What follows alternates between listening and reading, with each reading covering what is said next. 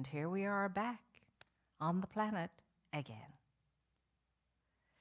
The funny thing is that you and I are, we're dimensional, multi-dimensional. And so we don't just live and move and have our being on this plane.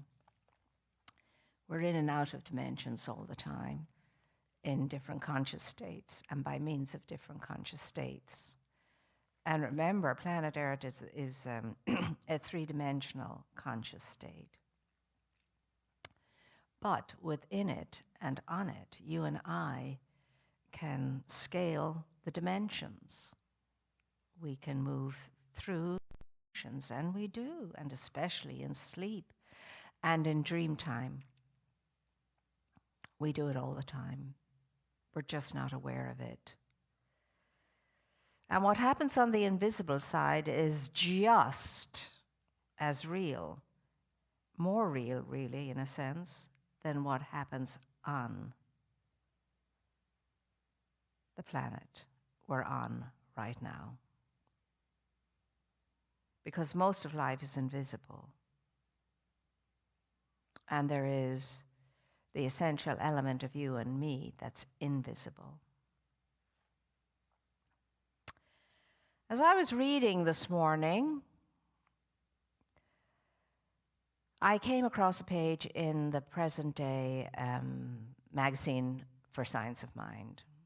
You can get it online, or you can get it in Barnes & Noble, or you can get it from our organization. It's a fabulous little magazine as far as inspiration is concerned and motivating elements within it. And there is a part of it is there's a thought for the day, a passage for the day, quotes for the day, and a passage for the day, and an affirmation for the day, for the whole month. And so I happened to read one today, and I don't even remember which day it is, because sometimes I just open a thing and read what's in front of me. And the messages are presented this month by our spiritual leader, Dr. Edward Viljoen, and he begins it with saying, he remembered the play. I don't know whether you're familiar with it or not, Our Town, but I imagine most Americans at least have heard the name of the play, Our Town. And Emily says in the play, she's one of the main characters, is the main character really. She says, how very few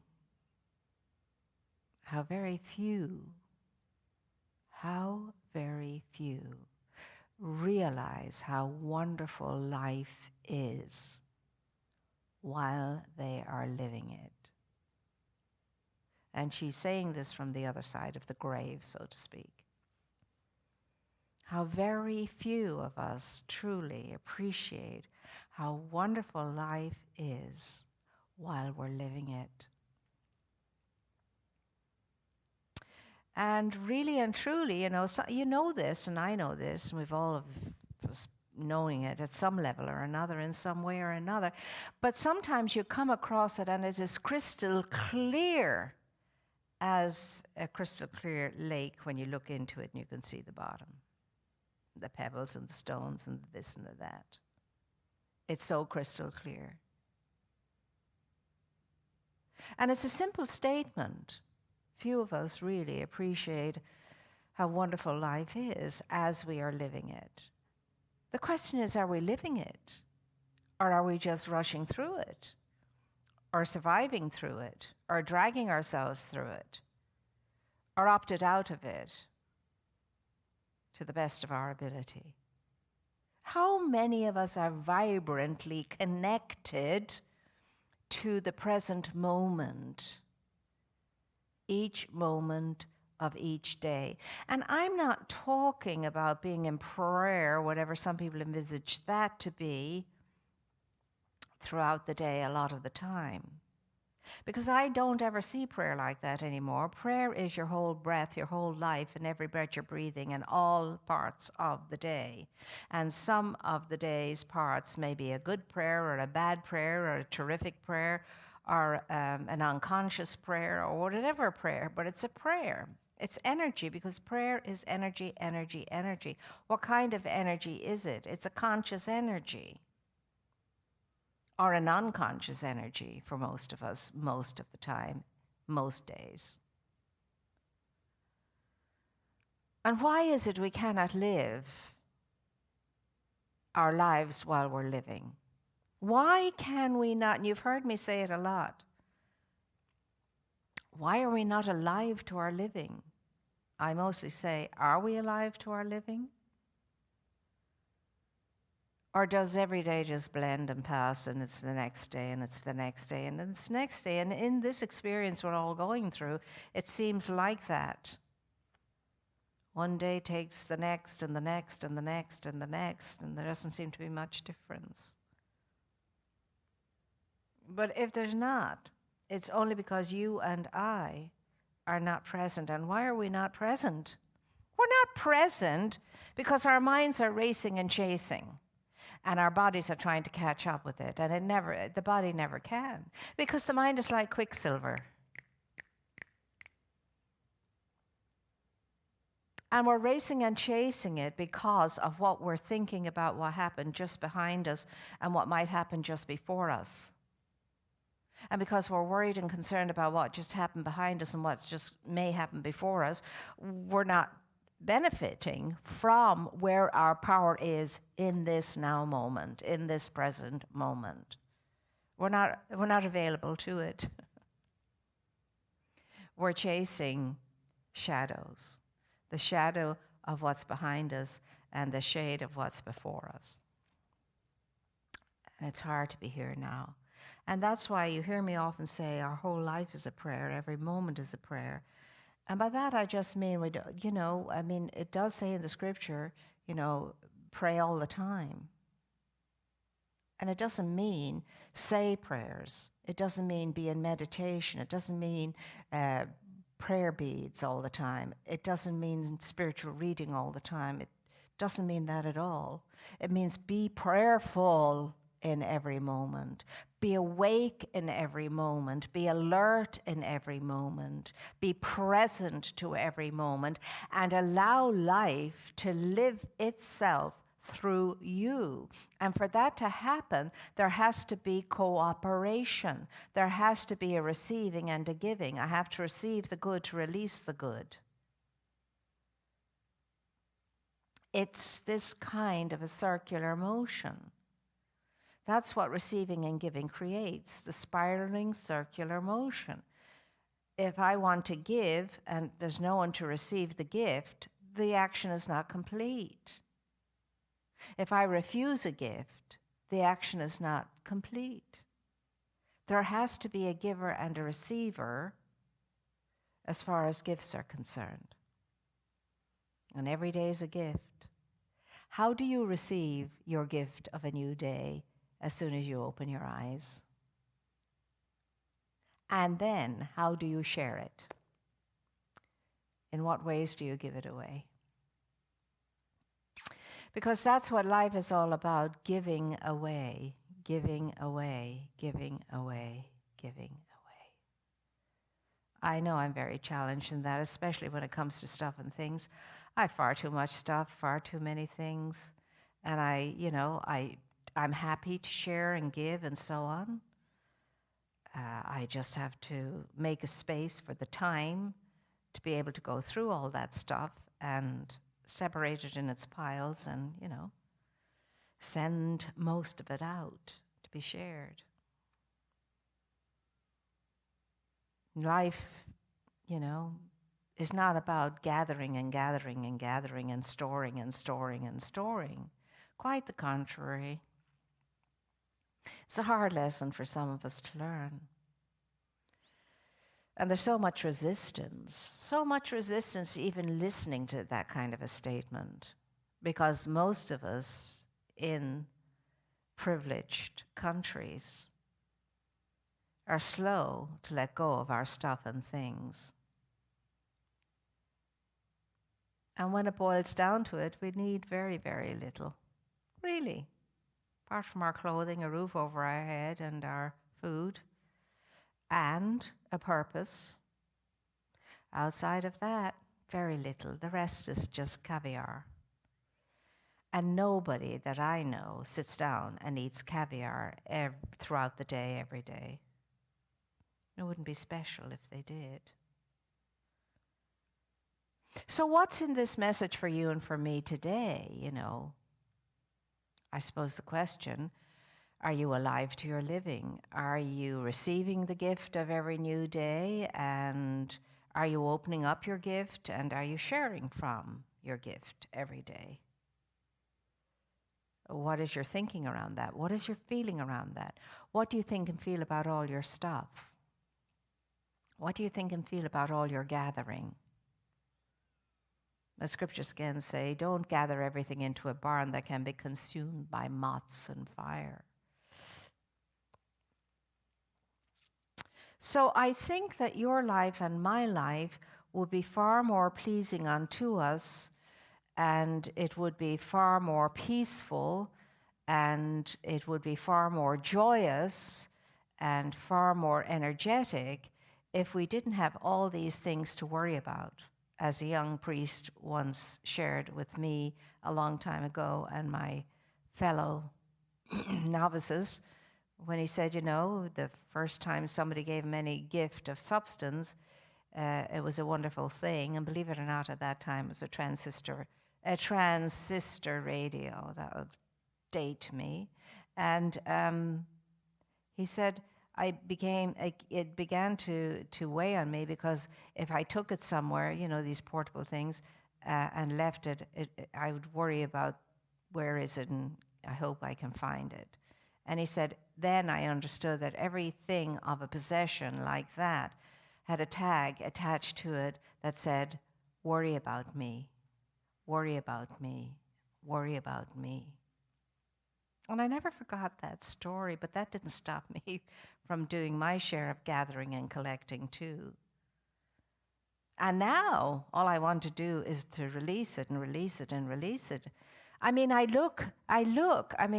I go home, I listen to the mothers talking about the fact that their kids just don't want any of that china, and they don't want any of that water crystal that the mothers have been gathering forever so they can pass them on to the kids or whatever.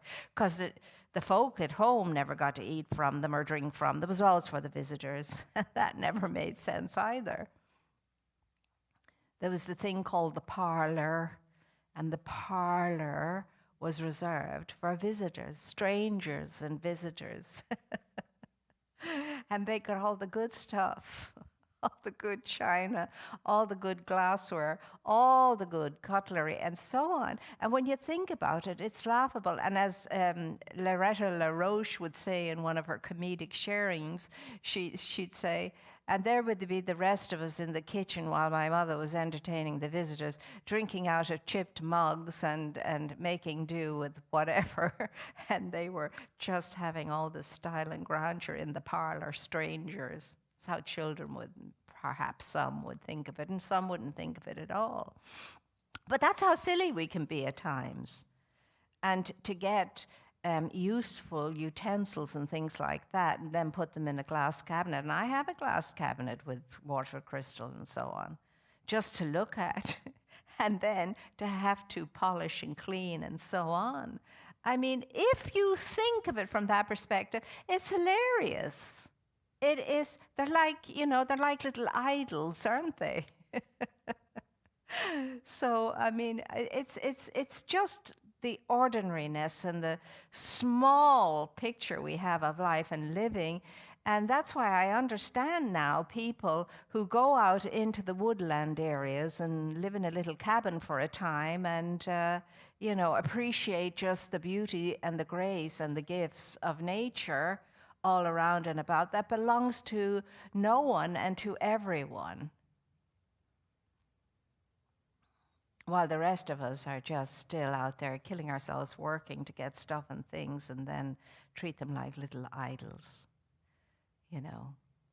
I don't think that we fully appreciate, to the extent that we could appreciate, that the most important thing in the house happens to be people.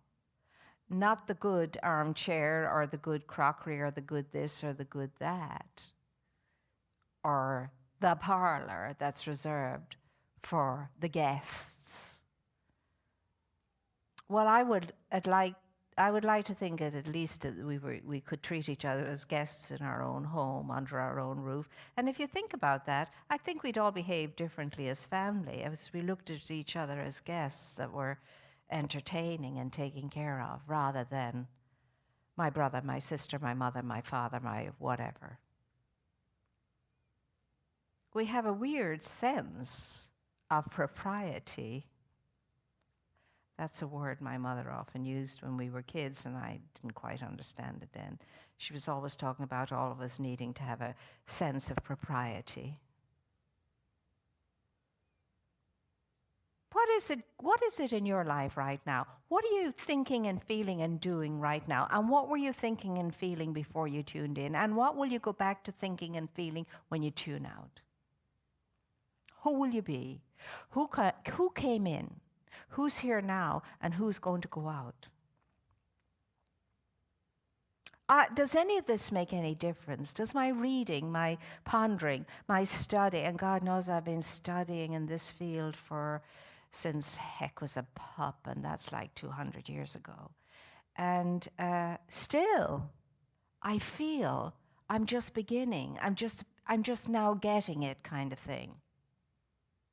And then now I understand the woman who in the Hollywood Center for Spiritual Living many years ago, where Dr. Bitzer was, and he, in his line on a Sunday when people would come out, I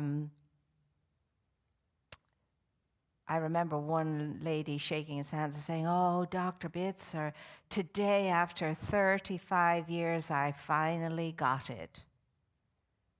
And I'm thinking to myself, gosh, 35 years.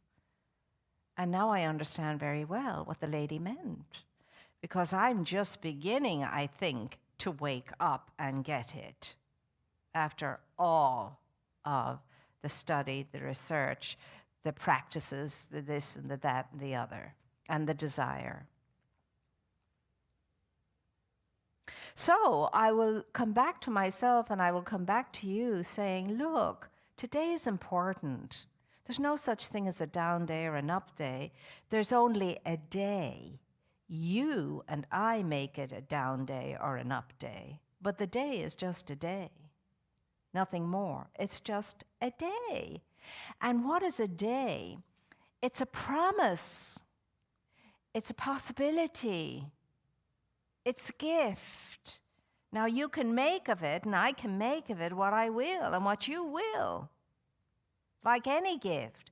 I don't know about you, but I often, when I go through a cupboard, I find a gift that I was given, and I say, oh, I've forgotten about that. That's lovely. And I take it out, and then I do something with it, or else I share it when that happens.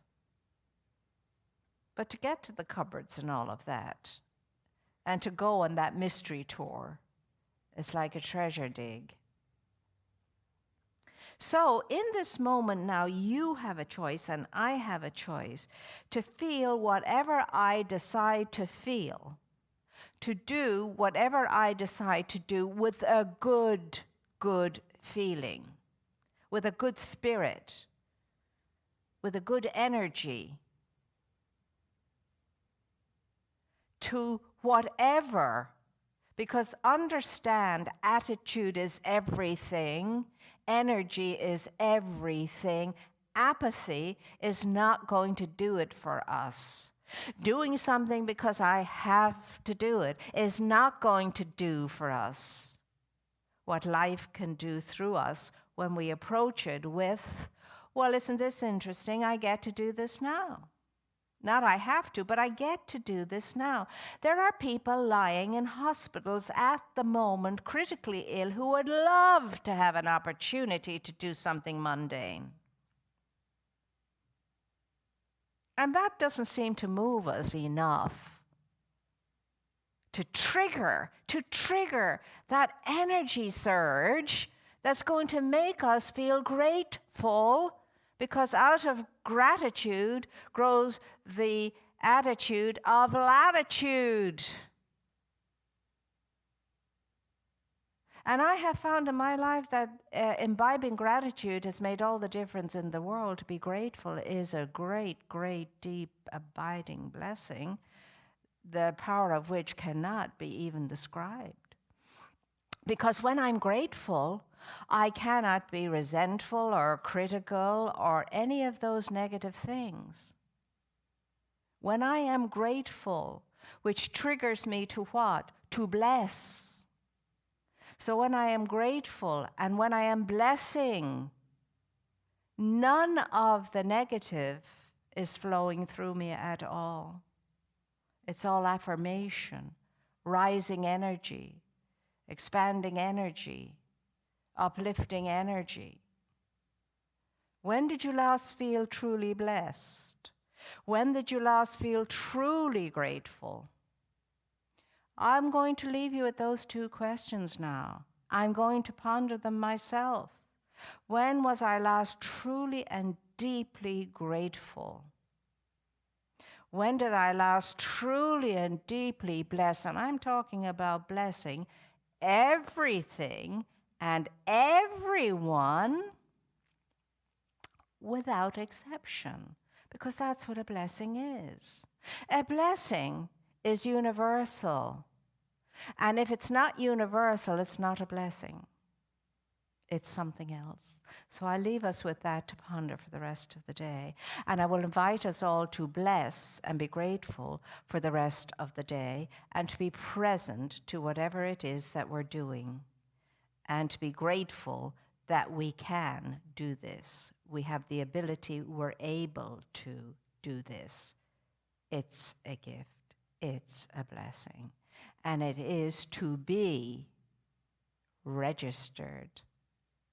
So, my dear ones, I know you're going to have a splendid day, and now you and I are going to celebrate that bounty, the bounty of our daily bread from which you and I can share its enoughness. And isn't this interesting? We're going through Hanukkah at the moment. We're in the celebration of Hanukkah, which is the celebration of light. And what the light in the story of Hanukkah is all about is having enough. So Hanukkah is all about celebrating enoughness, having enough. That the people in those days who had been under the foot of the oppressor and had fought for their temple and their culture and won the day, wanted to be in gratitude and thanksgiving and light the lamps in the temple. And there was only a little oil left. But lo and behold, it lasted a whole 9 days. That little was enough to spread, expand, and bring on home the result desired. So that's what we do when we share of our fullness and enoughness. And enough is always plenty from which to share. So we take our gift, as I always do, very knowingly, deliberately, and mindfully, in a deep sense of being so blessed with enoughness from which I can share. And that's what our daily bread is, enoughness from which we can share, no matter how big the loaf is or small the loaf is. Our daily bread is for sharing. So we take our gift between our blessing hands and we say, divine love consecrates my gift, because it's from divine love and through divine love it came. It goes forth to heal, to bless, and to prosper all those who give and all those who receive. I really and truly am happy and glad and rejoice in the sharing of my good, and I release my gift with love, and so it is. So for the rest of the day, know in your life there is enoughness. Know that you, above all, are enough, and be in gratitude, and be keen and eager and enthusiastic about the blessed good in the day that's there for you, that you're supposed to have and share from it. because that's the truth. And so until we meet again, stay upbeat, stay high in energy, keep your mind on the prize of the present moment and be here now. Don't let the past take away from you. Don't let the future take away from you your conscious awareness of being alive. And I know we're going to have a great day. So as the children leave us all and each other, I will leave you. So it is.